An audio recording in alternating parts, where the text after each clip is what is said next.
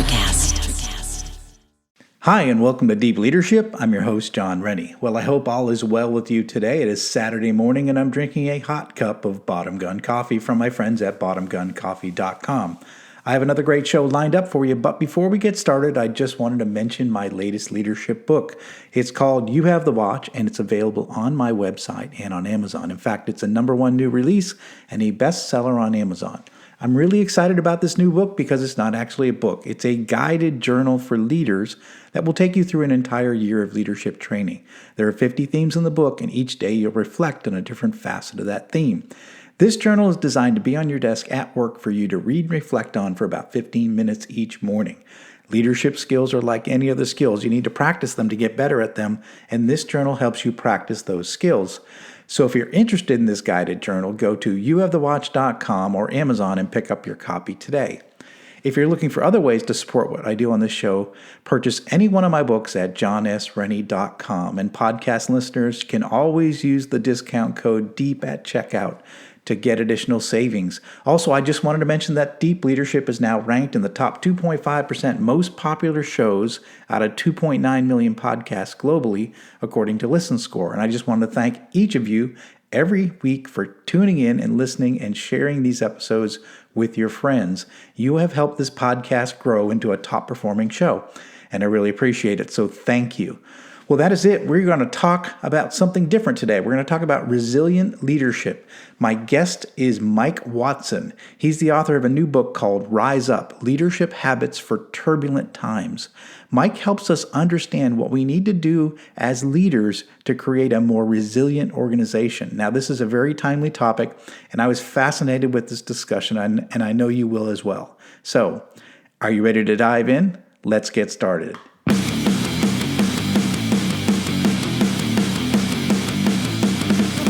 Welcome to Deep Leadership. Leadership is a people business. That's the philosophy of your podcast host, John Rennie.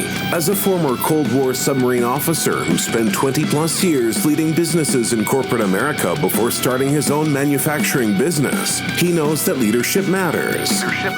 Are you ready for some real-world actionable advice from John as well as his expert guests? I'm ready. The show starts right now. Welcome to the Deep Leadership Podcast. Today, I'm joined by Mike Watson. Mike is the founder and president of Ignite Management, a strategic planning and leadership development company based in Vancouver, British Columbia. He is the co-author of a new book called Rise Up: Leadership Habits for Turbulent Times.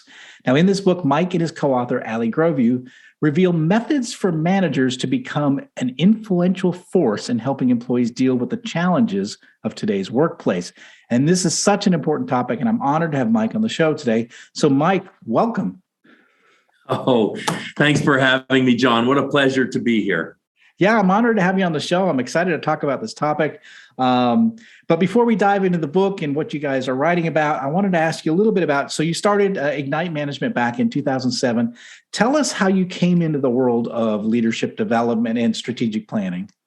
Yeah. So, John, I'd come from a career in banking, and I'd spent 15 years in banking. It was an interesting paradigm because I was quite good at something that I wasn't motivated to do. Mm-hmm. And so I continued to rise up the ranks, and I just felt the shackles getting tighter and tighter and tighter. And it was starting to impact my life in a lot of ways that weren't particularly healthy. I finally escaped in 2007. I use the term escaped. And I really didn't know what I was going to do. I just knew this wasn't healthy. And because it had gone reasonably well, I had a bit of a nest egg. So we could do that with our kids in high school, and just went out there to say, well, what's next? It really was that blank slate of what's next. The last role that I'd had in financial services was chief operating officer, where it was all about transforming an enterprise. And the culture, the brand, the operational business model, from transactional to interaction and value-based and segmenting the customers. There's a lot that went into that, and I loved that part of the banking. Once it was done, it wasn't so fun again. It's back to the shackles. But the strategy and implementation of strategy, that's where I really got a love for it.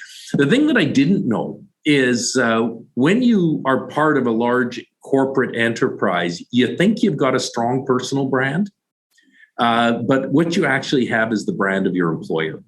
So I went out assuming that as an entrepreneur starting out hanging a shingle, it would always be as good, as easy as it always had been. Well, as a banker, you look at entrepreneurs and you can tell them a whole bunch of stuff of what they should be doing differently until you actually step into it. Good gosh. Yeah. What an experience that was. So it was, we started out in 2007 and it just built gradually. And the focus was always on strategy, helping organizations build strategy. And we have an adage we refer to as strategy from within. And what that's predicated on is the belief that the people we work with will always know their business better than we could know it. Like, John, there's no way I'm going to go into your manufacturing entity and say, I know it better than you know it. You and your team have a deep, deep knowledge of your business. Our job is to draw it out of you. Our job is to enable people to really share their insights, to come up with something compelling that they're all going to rally behind, and everyone's going to have clarity of where they're going and how they're going to get there. And then away they go. So the strategy from within component was really critical. And it really took hold. And so we're now serving a number of clients with this strategy from within construct. And they say, well, could you stay and help us bring it to life? And as we stayed to help them bring it to life, we found, okay, there's where the rub point is. That's that execution. Famous line, vision is easy, strategy a little tougher. Execution differentiates the winners from the losers. That's where we started to see the gaps, and the gaps invariably came down to leadership. It wasn't what they were doing was wrong. It's how they were doing it through leaders that needed to change. So we start diving into this. So this is about 10 years ago. We really started to dive into the constructs of leadership that were hindering the progress. So we're sort of a living lab of the academic literature that's out there. And so what is it that's not working, and how might it change? And there was probably one finding that was the most profound of all of this, and it was the mindset of the leaders that we worked with. And the mindset of the leaders that we worked with, and I fell into the same trap in my 30s as I was doing this banking gig, they got into these roles thinking that the job title was synonymous with leadership. And it's not. Leadership is something to be referred to as a leader. You earn that. The job title doesn't give you the respect that a leader gets. They're two different things. You have authority. You have the ability to allocate capital here and there. You have some decision making that you have to do. But what we found is so many leaders thought that's what leadership was. And I referred to it as a chess game. They thought leadership was a chess game. And you move the pieces around and everything's going to work. Well, it isn't, because a company is never more than the aggregate of the people striving together to create something. And leaders needed to change their mindset. So that we start going deeper and deeper. So the first is this mindset of what is a leader. And the mindset of the leader is, I have one job as a leader. I have another job under my job description, but as a leader, my job is to enable people individually and collectively to be the best versions of themselves in pursuit of something noble. And so individually and enabling people individually and collectively to be the best of themselves in pursuit of something noble. So that mindset shift, it was a mind blow for some people, because they have to change the way they do business. Now they have to think about the people that are around them, and how can I elevate John from where he is today to this better version of John? Now, I can't do it for him. I can only create the conditions around him to enable that. So we start looking at this mindset piece. And once you get the mindset piece, okay, I got all these habits that I've formed over years that have been deeply ingrained in me. I tell you what to do. I have the authority. I expect the respect. And we had to change that paradigm, and that's where the habits came to life. What might we do differently in our leadership style that's going to create followership? So we went through this academic exercise and then test and learn with the people that we serve to see is is trust. How important is trust? We hear a lot about humility. Well, what is humility? Is that modesty that says, no, they've got it? Or is it something different? So we created a series of hypotheses around these habits that people should embrace. And then we test and learn. And we then contacted a number of the great leaders that we'd had the opportunity to interact with over the years, and we interviewed them. So we did countless hours of interviews.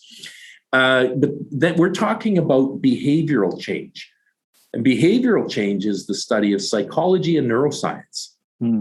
These deeply ingrained habits, how do you change them? So we engaged a clinical counselor to go through every single word on the page to say that what we were writing was consistent with the practice of psychology and counseling, that this would actually help people change their perspective and change their behaviors or their habits. We went the next step into a team of industrial psychologists to say, okay, you've seen all the Myers-Briggs type studies that are out there and the assessments.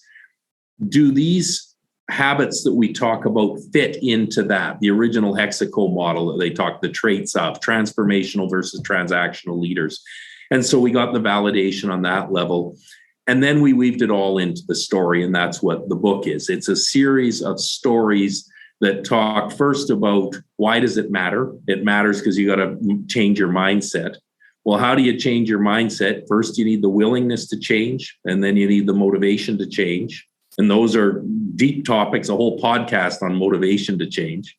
And then what habits could you or should you or might you work on? And that's the balance of the book is those habits. So that's how we got into leadership. Strategy was failing. It was a function of bad leadership. Leadership needed to change. How might we influence that? It's really good to hear what you say because, when I first was researching your company, you do two things, strategic planning and leadership development. And you're one of the first people I've talked to that has connected these two dots, which is, leadership is all about getting people to get, to motivate people to get something done. There's three things. It's people, it's motivation, and it's a goal, right? And I think what you're saying is that you've got to make sure you have the right strategy, right? But then you also have to make sure that you have the right, team in place to be able to execute that strategy. And that's where leadership comes in. So it's a twofold part of that equation. And I think, I always say that, if you make a plan, right, if it takes you, whatever time it takes you to make a plan, you should take twice that amount of plan or that amount of time to make sure that you can implement it, that you get people up to speed, that they can, they know what their role is in that plan.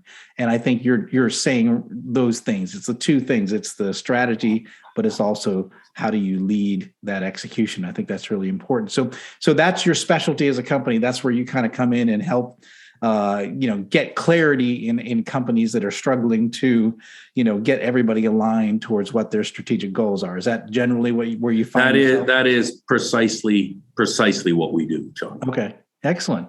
That's really good. I like that how that's connected. Now you've got a book out, and this is exciting. It's called Rise Up: Leadership Habits for Turbulent Times. We talked a little bit about it already.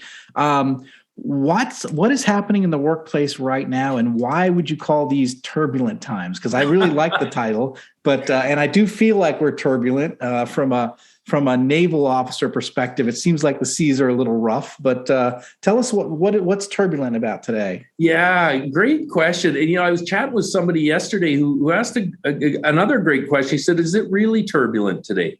Yeah. Haven't we been talking about the need for change and the turbulence and this crazy landscape around us for the last 25 years, or as long as any of us have been in business? And how do you debate that point? Because there's always been levels of turbulence. And John, we started this book before COVID was hitting us. And we were looking at the technological factors and the speed of change in technology, the speed of change in healthcare, the ability for machines to do what humans could do, and the identification that's coming from that, like real-time data analytics and the blockchain technologies, and the massive impact of those things on the workforce and how that's going to change. And what we started to see is that the human-only traits in the workforce are going to become the most important ones, driven by primarily technological change. Because we've been in a reasonably long period of globalization and comfort and confidence in the supply chains that had been established through globalization. So we hadn't even pondered that when we started writing the book. But then, of course, we're getting near the conclusion of writing this book, and COVID hits. And it hits with a vengeance. Well, I mean, that is turbulence at the highest level, and especially the way it impacts people. So turbulence number one, COVID, and we refer to the wear down factors of COVID.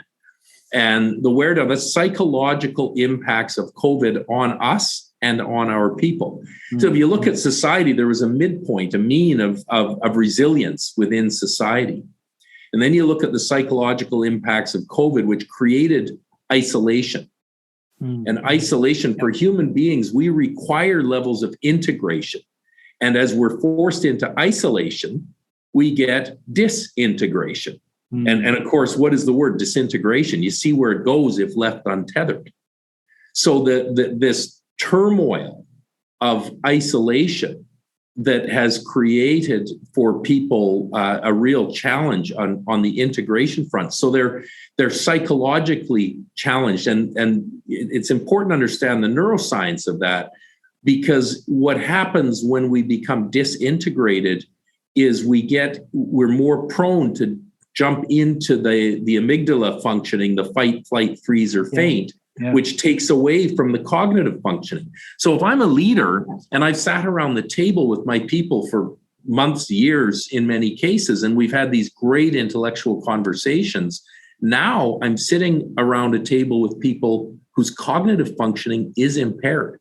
Now, it doesn't mean it's terrible. It just means it's not where it once was. Right. So that's just COVID. And there's many other psychological factors from COVID, and the health and well-being, the fear that it's created, the uncertainty that it's created, the separation from loved ones, and in many cases, different points of view on, is it, should we batten down the hatches and protect everybody and stay clear, or should we just go forth and let this thing run its course? That created great divisiveness in our society. Oh, yeah. So you've got all of this bubbling around us. And then you've got the war in the Ukraine. So this safety that we had felt for years and years and years is now being threatened in a very real way. And so we're thinking, where does it go from here? Europe is not a far flight from where you are in North Carolina.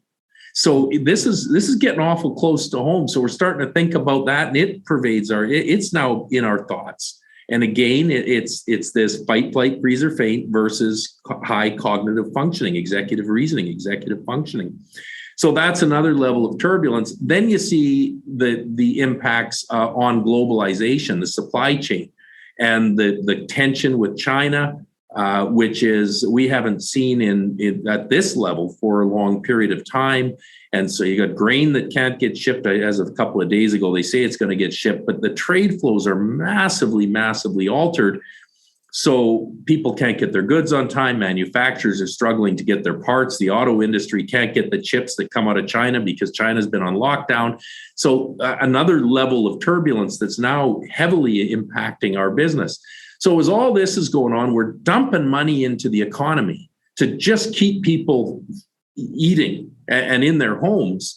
So it was probably the right thing to do for a period of time, but you get an economic policy. We can't just keep dumping money in and not expect some inflationary result. Like economics 101 is going to tell you that you're going to eventually see some inflation, and we're seeing it in spades, and it's right across North America, and it's global, this inflationary pressure. So now you've got people under COVID stress, under the stress of the war in the Ukraine, and now the price of their groceries has gone from here to here, like it's jumped up, which has further created the stress in our environment. Yeah, these are turbulent times. These are highly, highly turbulent times. It's a great futurist, Geert Leonard. I think he's a Norwegian gentleman.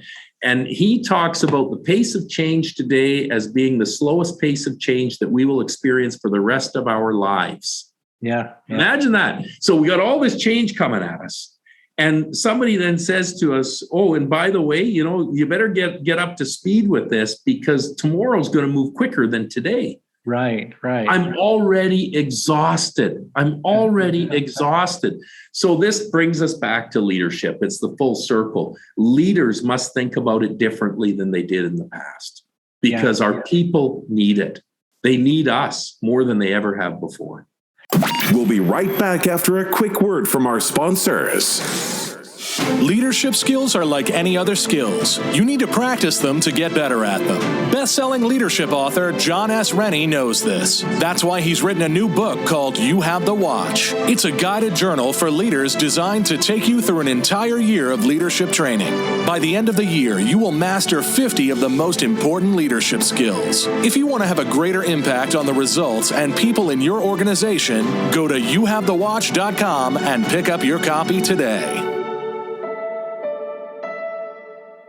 This episode is brought to you by the Fraternity of Excellence. The Fraternity of Excellence is an online and real-world community for men who are looking to improve in all areas of their lives. The men of FOE are working together to become better husbands, fathers, and leaders at work and in their communities. They live by a simple philosophy: as iron sharpens iron, so one man sharpens another. Now, I've been a member for more than 3 years, and for me, I finally found a brotherhood of men that I was missing from my time in the military. Now, I love being around guys who are dedicated to becoming a better version of themselves. So if you're interested in becoming a man of excellence as well, go to fraternityofexcellence.com, or you can reach out directly to me to learn more. You say this, and this is kind of interesting in the book. You say that that oftentimes the habits of managers actually diminish the resilience of the organization. What do you mean by that? Sometimes we, as managers, we can actually make our organization less resilient. Yeah, well, I mean, you think of the command and control mindset. My habit is I tell people what to do. I thought that was the right way to do business. I believed I was helping them by telling them what to do. I was making their lives easier. And in the short term, I probably was. But by telling them what to do, they're coming to me for the answer. They're not figuring out how to problem solve on their own. Right. Habitually, I tell people what to do. Habitually, they look for someone else to tell them what to do. The organizations in times of turbulence, when you don't know what's going to come at you tomorrow or later today, you got to be able to think through what's coming at me, process it, and identify the right path forward. So the old habits, that they worked quite well, as especially as we got into the era of Six Sigma. It's all about efficiencies, manufacturing efficiencies, and cutting out the waste. In those times, it worked quite well. The habits we formed then are not working today. And I think GE, I'm probably stretching with the storyline, but I think some would point to GE and say that's one of the parts of their demise, is that they hadn't changed with the times. Right. So there are other habits, think of the leaders you've met with over the years, whether it's in the military or the manufacturing, and you see the habits that they form over time that are quite acceptable. Some people being boisterous and allowing anger to come out. That was quite acceptable in corporate boardrooms for years and years and years, to allow your anger to emerge and you dumbass and going at people. And that's how we communicated.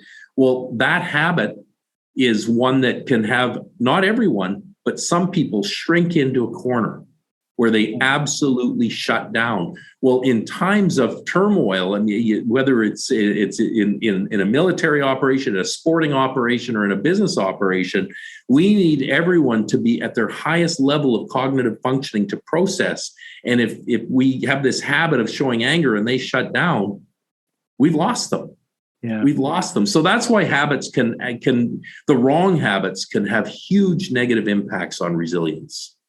I like that. I was just thinking as you were telling the story, I was thinking like as a parent with a child, if you always do things for them. They never learn it on their own, like tie their shoes or whatever you might be as they're growing up. But as you say, no, keep trying. You figured out, like riding a bike or tying a shoe, whatever. They build resilience because they figure out how to do it. And once they figure out that, then they can figure out another thing. They can figure out another thing. So as you give them the opportunity to solve their own problems, they become more resilient. They can handle what comes next, which we can't predict what's going to come next in these turbulent times. So we make our employees more resilient as we allow them to learn how to deal with the problems on their own and problem solve. Yeah, absolutely. John, I'm smiling from ear to ear because if we just thought a little bit about parenting and how we work with people, okay?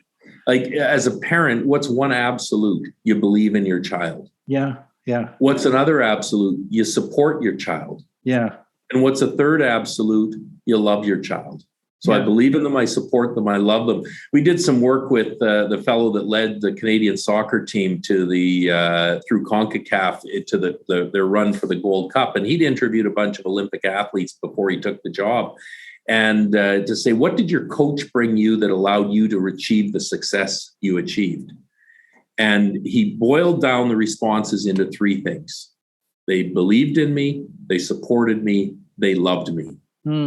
Yeah. And, so we talk about coaching but you get into a corporate boardroom and nobody wants to use the word love. We use the word, we might say I care, but to say I love you is really, really hard.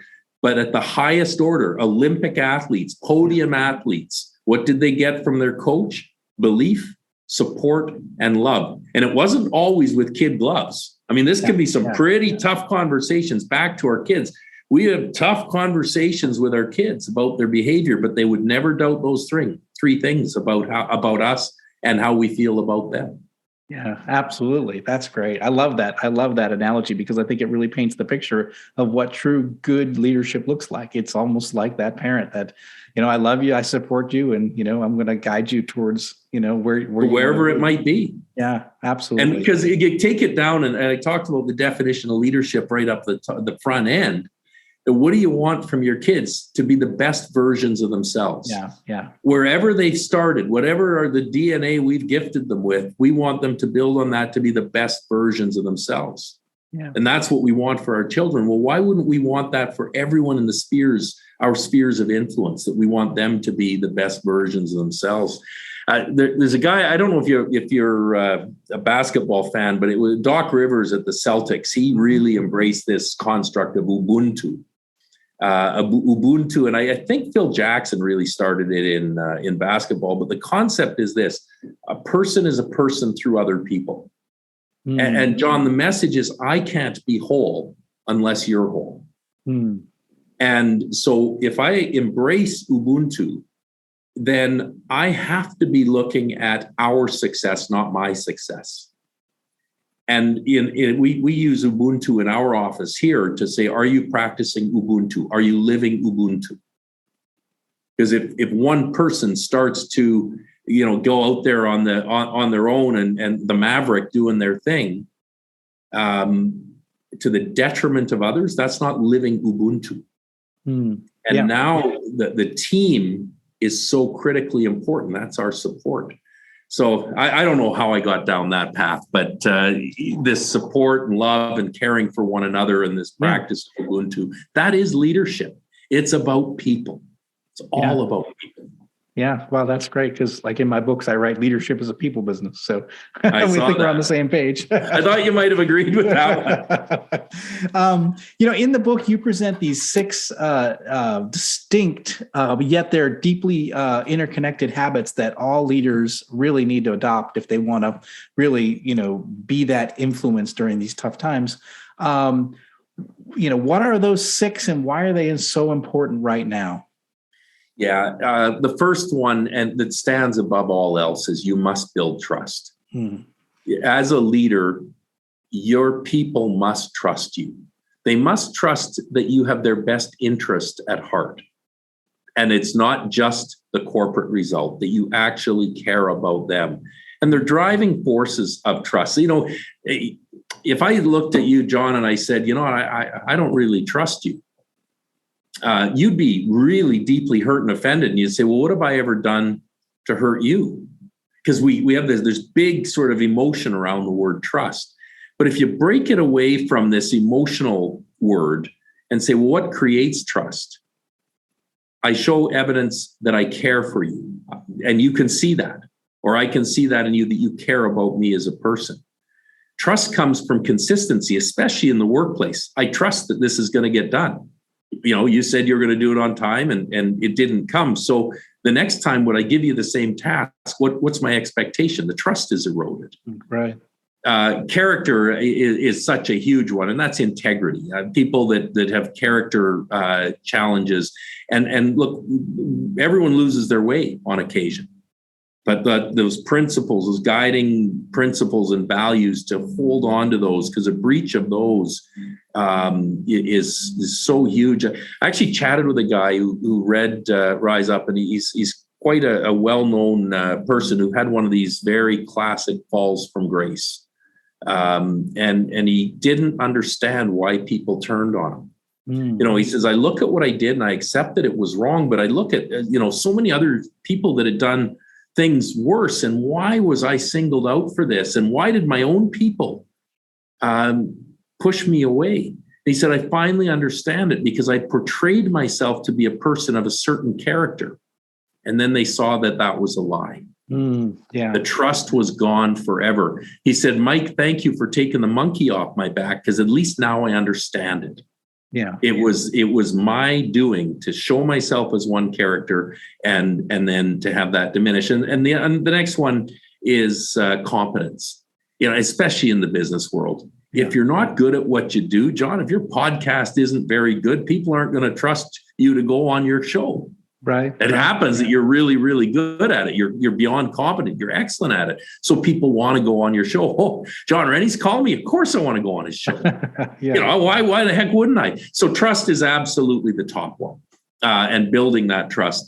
The second one is humility. And I alluded to it earlier. We really call out with leaders. Humility isn't modesty.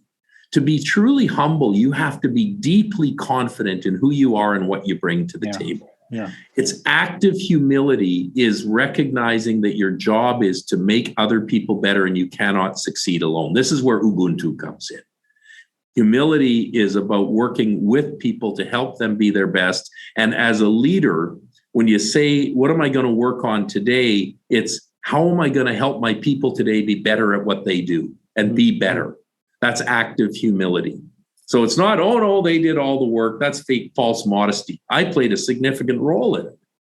I helped them, this, that, and the other thing. But my actions were always about how can I help? The servant leader, the servitude. Right. Critically important. The third one is inquisitiveness. And inquisitiveness, it would be defined as active curiosity. Many children are curious. They want to know about this. Inquisitiveness is the action of curiosity. And it has two huge impacts. One, to the old school leader, that I have to be right and I have to be smart, and the habits of. Inquisitiveness, as I learn more perspectives, my decisions are actually going to be better. So the business is better. And diversity at the table, at the boardroom table, huge diversity of thought. So important, and psychological safety that comes with it. So inquisitiveness leads to better decisions. But the other thing it does is it says to the people you work with, my voice matters. Yeah, exactly. I matter. Yep. I matter. And that being asked for your opinion when you're sitting at your desk or in the plant doing your job, and somebody says, hey, how would you do this? I've just been respected for what I know. I walk a little bit taller.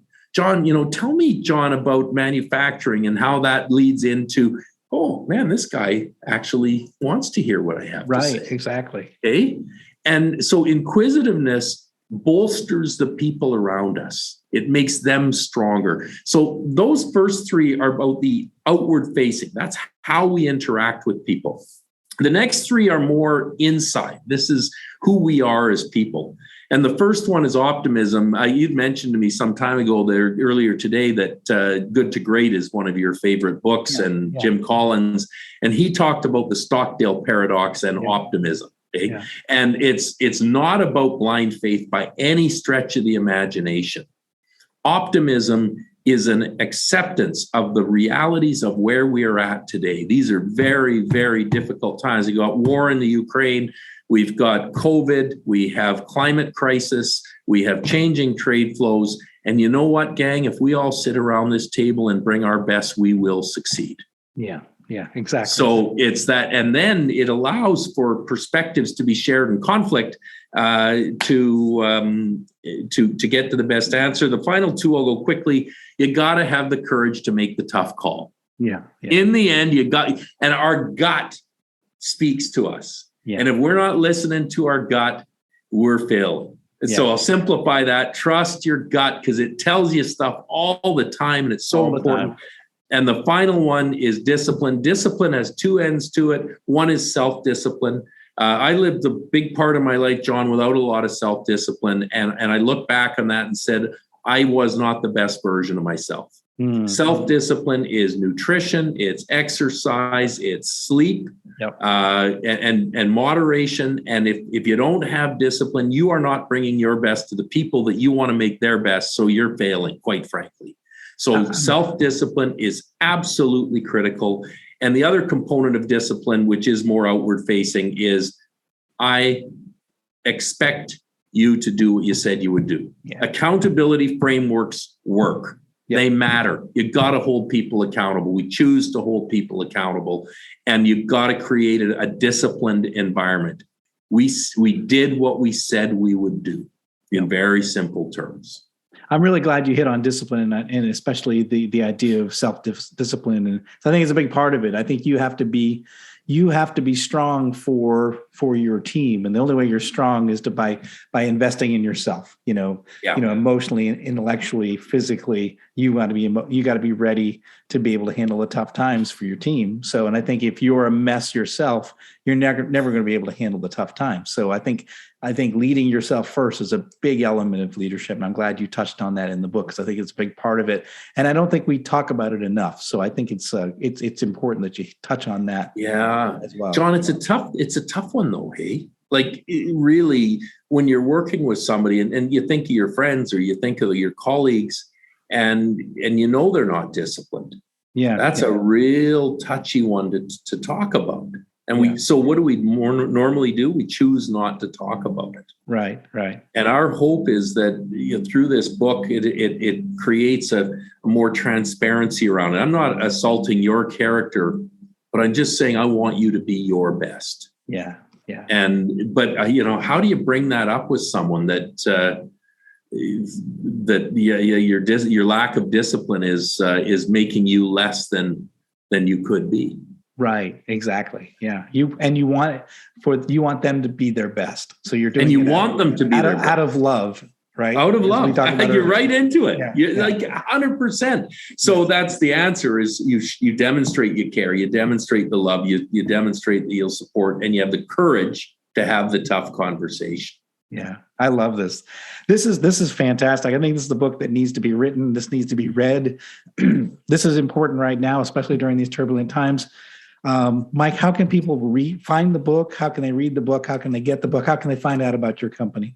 Yeah, well, thanks for asking. The book's available on all the major online retailers. I mean, Amazon being the obvious, Barnes & Noble, I believe, up in Canada, Indigo Chapters has it. So the online deliveries are generally not more than 48 hours away. The ignitemanagement.ca, IGNITE management.ca. It has a little more detail and storyline of what's in the book, and you can order it through that channel as well. The other thing you can do through ignitemanagement.ca is we've created, the industrial psychologists we work with have created an assessment tool, John, that goes along with this. And it says, how am I performing against these habits? And where do I stand? I just did it. We created this thing and it was all exciting to create. And then I made the mistake of doing it. And darn it, now I'm looking in the mirror again. And I preach it all the time, but it says, I got some work to do. I got some work to do to be what I choose to be. And we got a ways to go. So Amazon, Barnes & Noble, or Indigo, and ignitemanagement.ca. Okay, great. And we're going to put links in the show notes for all those resources. Well, this has been really a great discussion. And Mike, I really appreciate you coming on the show and sharing all of your insights. I think this is really good stuff. I mean, powerful. We just, scratched the surface. So I really do encourage listeners to get out there, look at these resources, get this book. And if you want to be a better leader, especially during these times, this is the book you need. So Mike, thank you for coming on the show and sharing all of your insight. John, what a pleasure. Real treat chatting with you. Thanks for your time. Yeah, thank you. Well, that's it for today. Thank you for listening to Deep Leadership. If you like this podcast, please subscribe and share so we can continue to build a world with better bosses. Until next time, this is John Rennie saying take care and lead well.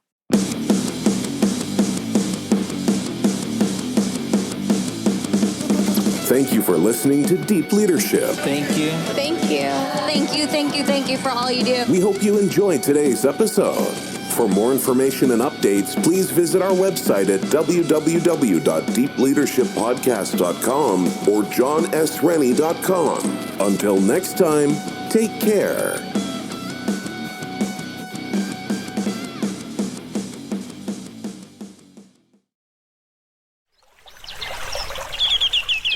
Are you passionate about saving the planet for future generations? Do you want to learn how to do it? If yes, then you need to tune in to the Nature Back podcast. It's a talk show covering the changing world around us, from renewable energy, sustainable agriculture, circular economy, to ESG and social innovation. Don't miss this opportunity to discover how you can join the movement and make a difference. Subscribe to the Nature Back podcast today on your favorite platform and get ready to be amazed. Welcome to the Reverie channel, where entertainment knows no bounds. Live concerts, on-demand music, documentaries, and short films, all in stunning HD. Now on Roku TV, Apple TV, and Amazon Fire. Immerse yourself from home. And on Android and iOS for those on the move. Support creators with crowdfunding donations. Fuel their creativity. Join us in shaping entertainment's future. The Reverie channel, where every view, every donation matters.